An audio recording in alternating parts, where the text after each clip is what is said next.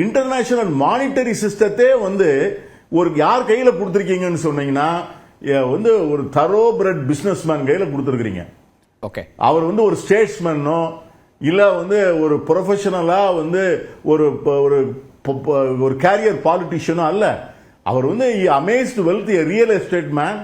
அவர் இன்னைக்கு வந்து crypto currency எல்லா விதமான பிசினஸ் அவர்கிட்ட இருக்கு. உலகம் பூரா ரியல் எஸ்டேட் இருக்கு.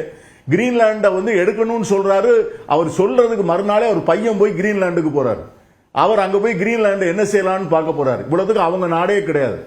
அந்த நாட்டில் 55,000 மக்கள் தான் இருக்கிறாங்க. ஆனா இன்னைக்கு வந்து அங்க மினரல்ஸ் இருக்கு, பலவிதமான கெமிக்கல்ஸ் இருக்கு. அதை உடனே கிராப் பண்ணணும்னு நினைக்கிறாங்க. கனடாவை வந்து 51வது ஸ்டேட் ஆக்குவேங்கிறாரு. அப்போ அது வந்து இந்த மாதிரி டெண்டன்சி உள்ள ஒரு ஆள் வந்து நான் கேட்கிறேன், தப்பா நினைக்க கூடாது கதிர்வேல் ஞானராஜா, சதாம் ஹுசேனும் இதே மாதிரி தானே பேசினாரு. இன்னைக்கு நார்த் அமெரிக்கன் பிரசிடென்ட் இதை மாதிரி தானே பேசுறாங்க.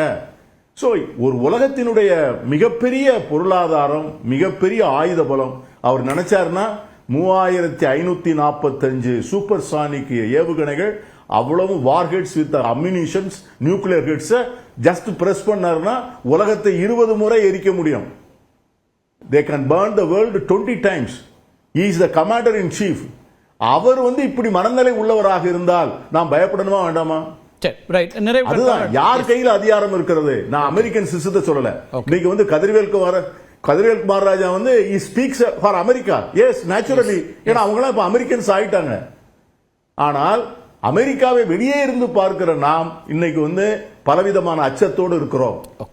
உலகம் வந்து is not as it is, as it was. Okay.